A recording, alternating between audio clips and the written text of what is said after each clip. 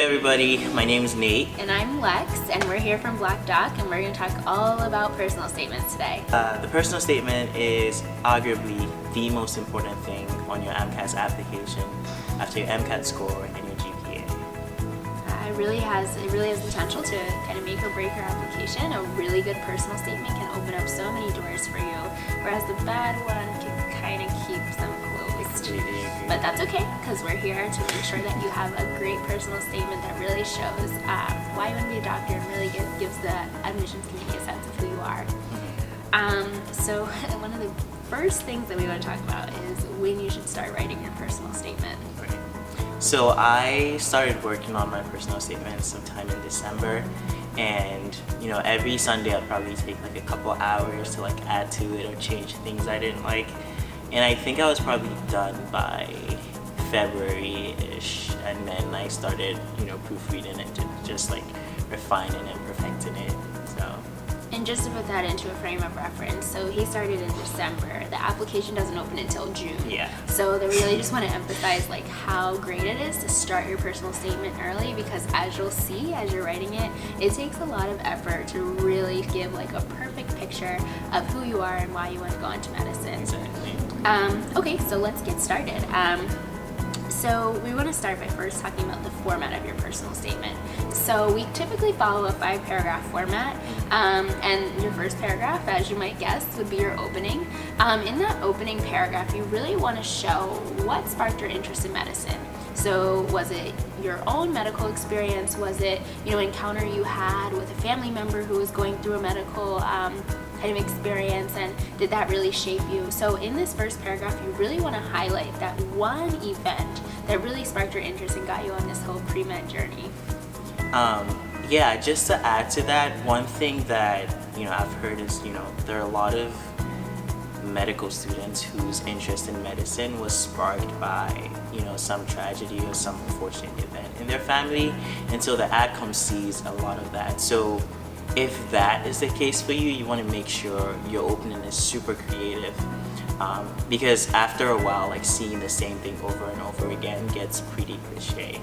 Then another thing that I would add is to not start with a quote. So the AdCom wants to know about you and not MLK or Muhammad Ali or Barack Obama. So like talk about yourself and just like avoid starting with a quote. Your words are just as beautiful. So after your opening paragraph, you kind of have 3 paragraphs to truly kind of capture what has reinforced that initial spark of your interest in medicine. So I always kind of say those 3 following paragraphs should really highlight 3 important events or experiences that you've had that really not only show like the reinforcement for your interest in medicine, but also kind of highlight some characteristics that you've acquired or some skills you've acquired along your journey that truly show that you're going to be a great doctor. I can kind of give an example of what I wrote to kind of make all that make sense. So I kind of opened my first paragraph by introducing an experience I had while shadowing, where I was with a patient who spoke Spanish, and the primary care physician, nor did I, speak Spanish, and we really weren't able to kind of give the patient the care that they needed. It was really, really hard for me to watch, and that really struck me and made me want to gain my cultural competency, specifically my proficiency in the language, so that I could kind of prevent that from happening with my future patients. So then I talked about, how that led me to get my proficiency in the language and really kind of introduced me to health disparities. I then, in my second paragraph, talked about a summer internship that I did, where I really got a chance to explore health disparities beyond language through research. I really talked about how through research I was able to gain skills that I think will help me to become a better doctor and really kind of mitigate all the health disparities out there, not just language and not just research, but just in general. I talked in my third paragraph about my passion for mentorship and how I've been able to kind of practice that over the years as I've kind of been on my journey to becoming a doctor, and how I hope that will be something I can continue to practice when I am a doctor.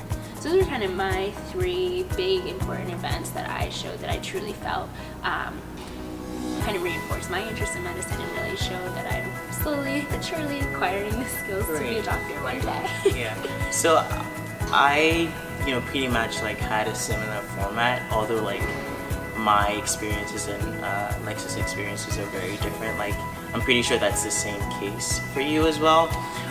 While you want to make sure you have all of the things that you've done sort of like somewhere in there, you also don't want it to be like a resume, like a rehash of your resume. So you want to tell your story. So there has to be some underlying logic behind everything that you're doing. So I did this and that led me to this and that led me to that. So like it's all tied up and it makes sense to whoever is reading your story. So there's like a progression. It's not like you just ended up like with an interest in medicine one day. It doesn't did X, Y, and Z, and now you're here. You know? So, I think going off that, like that's a really good point to make sure that everything flows together and isn't just like word vomit of an experience that you had. Kind of going off of that, you really want to show, don't tell, kind of like what Nate was saying initially with the whole don't rehash your resume. You know, they see your resume, you have a whole section on work and activities where you can tell what you did. I think what's really important in your personal statement is going to be to show what you gained from those experiences. So what skills did you pick up? What interests did you pick up? What passions? And really showing that. So instead of saying, you know, I became a compassionate doctor by helping kids, I don't know, at the school, you know, maybe talk about an experience you had that really, you know, motivated you to continue to do that kind of work in the future, something like that.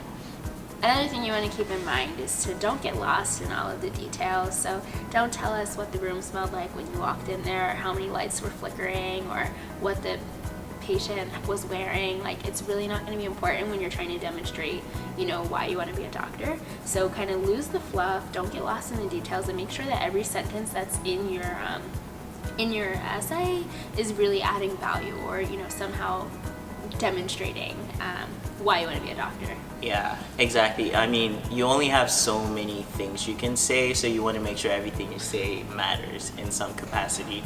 So yeah, that's a really important point right there. So that was 4 of your 5 paragraphs, right? So what about the 5th paragraph? Well, your 5th paragraph is the final paragraph. Yay! And it's really going to be where you wrap everything up in a nice, cute little present and then put a nice little bow on it. Or at least that's how I describe it. So kind of just summarizing what you talked about, what got you into medicine, and then how those 3 experiences that you highlighted in your personal statement really got you to where you are right now. I think it's great to kind of look towards the future when you're writing about this. So yes, you had X, Y, and Z experiences, but in the future you want to continue to take the skills you got from those experiences and become the best you that you can be and the best doctor you can be.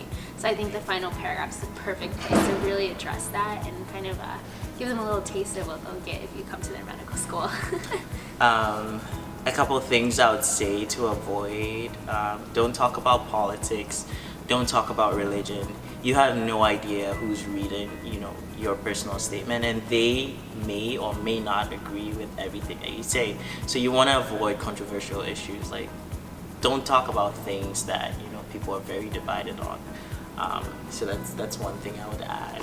And if those things are really important to you and your passion for medicine, maybe think about addressing them in your interviews, where you have more of a chance to kind of explain yourself, and Right. you know, you can kind of like, I think some things can get lost in text sometimes, and so if you're able to, you know, communicate face to face with a person about something that you're really interested in or really passionate about, I think it might go a little bit better than, you know, trying to guess at how someone might interpret your words. Yeah, and I feel like if whatever you're going to talk about that is controversial is like integral to you explaining how you got to where you are in medicine, make sure it's like, you know, said in a very tasteful way, or like have like a lot of people read it and make sure that whatever you're saying is something that would not offend anyone.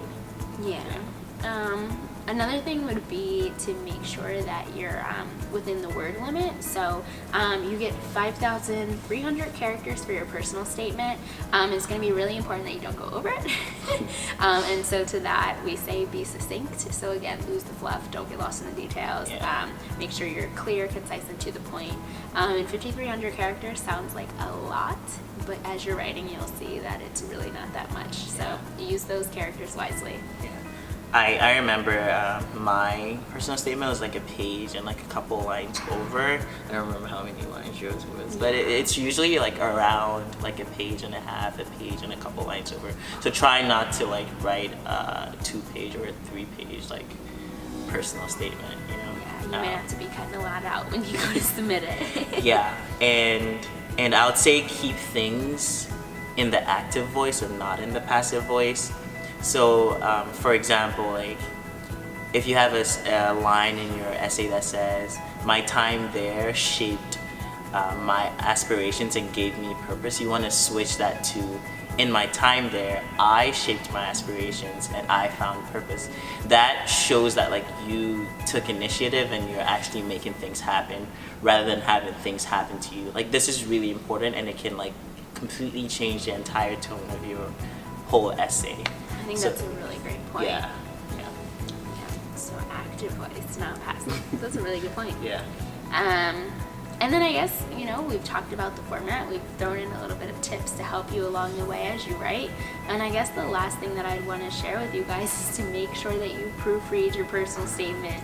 Like read every letter. I know that sounds crazy, but like once you've been looking at something for a super long time, like you start to look past a lot of things. So proofread. Share it with your friends, share it with your family, have them proofread. It's gonna be really important. Like, this is one of the most important things that you'll ever do, like in your life. Like applying to med school, if becoming a doctor is like what you really want.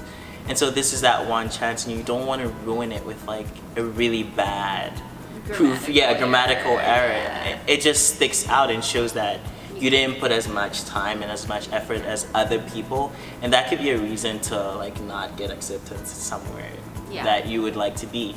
So moral of the story, proofread. Proofread as many times as you need to. So. Yeah, and also don't be afraid to take into consideration what people say about your personal statement. So if someone thinks that you can strengthen it by adding, we're talking about a different experience, or maybe they think that you could improve on the flow of your piece, don't be afraid to, you know, change it. I had to rewrite my personal statement 5 different times before I got my final one. It was super frustrating, and I was ready to like give up.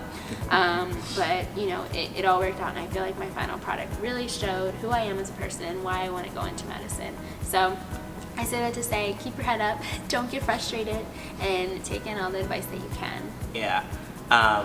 I know at like most schools there's like a health professions office, and there's like someone there who can help you, you know, proofread and edit your paper. So I went to see someone in our school like about 3 times before I got my final product ready to be submitted. And even after that, like I shared it with a bunch of people and proofread it several times to make sure that, you know, it was the most perfect essay I would have ever written in my life before submitted. So definitely have that down. Yeah. So. Well, I hope that helped give you a sense of the personal statement and kind of helped you figure out where to go next in this journey. Just to kind of reinforce some of the things we talked about, there's a link below that you can click on, and it talks all about the personal statement. And we also have some links on there for our website, Blakdoc.com, as well as our Twitter and our Instagram. So be sure to follow us and be sure to check us out. Yeah. And if you have any questions, leave them in the comment box below. Okay. All right, see you guys later. Bye. Until next time.